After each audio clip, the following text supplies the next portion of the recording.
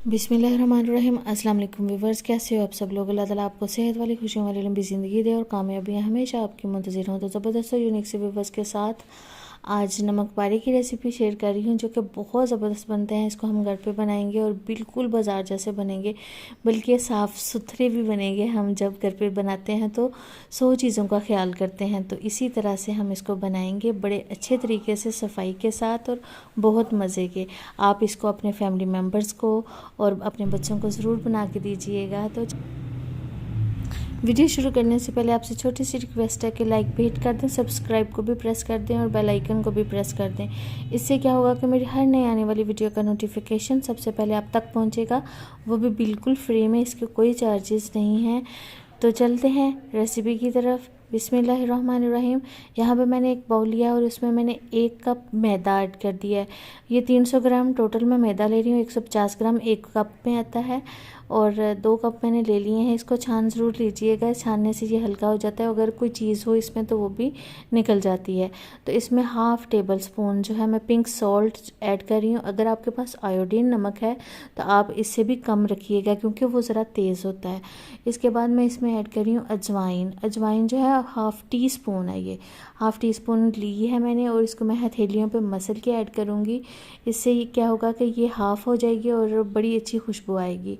और 4 table spoon जो है मैं इसमें ऑयल के ऐड कर रही हूँ और इसको मसल के बिल्कुल यकजा कर लेते हैं, बिल्कुल मैदे के अंदर बिल्कुल इसको कर देते हैं अच्छी तरह से मिक्स। और फिर थोड़ा थोड़ा सा टैप वाटर डाल के इसकी एक हार्ड सी डो हम रेडी करेंगे और इसको 15 मिनट के लिए रेस्ट पे छोड़ देंगे। 15-20 मिनट के लिए। 15-20 मिनट हो चुके हैं और इसको हम 2 हिस्सों में तकसीम कर लेते हैं।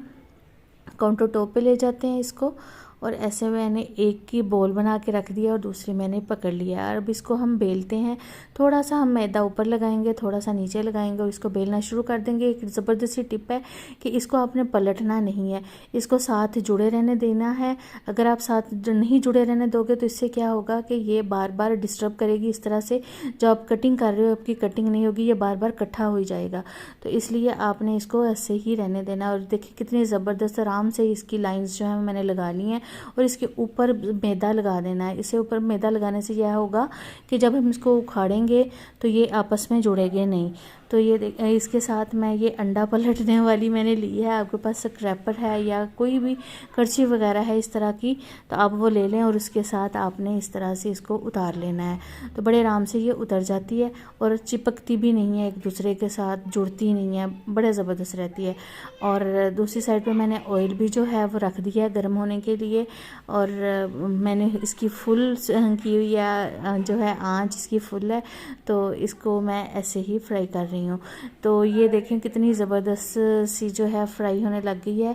और ये यकीन जानिए ये जो अब हम घर में बनाते हैं बिल्कुल साफ़ सुथरे तरीके से बनाते हैं। आप बाज़ार की चीज़ों को अवॉइड किया करें।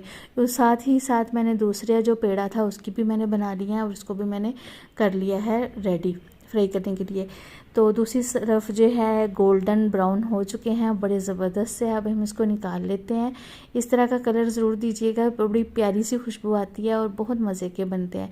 दूसरा जो अभी हमने बैच रेडी किया था वो भी इसमें ऐड कर देते हैं और इसको भी हम गोल्डन सा कलर दे देते हैं।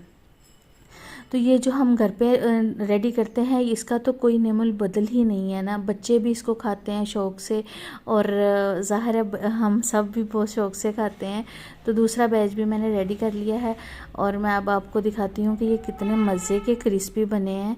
तो ये देखिएगा ज़रा, माशाल्लाह से कितनी ज़बरदस्त लुक आ रही है इसकी। ये देखिए मैं आपको जूम करके दिखा रही हूँ। तो अब मैं आपको तोड़ के भी दिखाती हूँ। तो जनाब अगर आपने अभी तक भी नहीं चैनल को सब्सक्राइब किया तो चैनल को सब्सक्राइब कर लें, वीडियो को लाइक कर दें और अपनी दुआओं में मुझे याद रखिएगा। अल्लाह हाफिज़।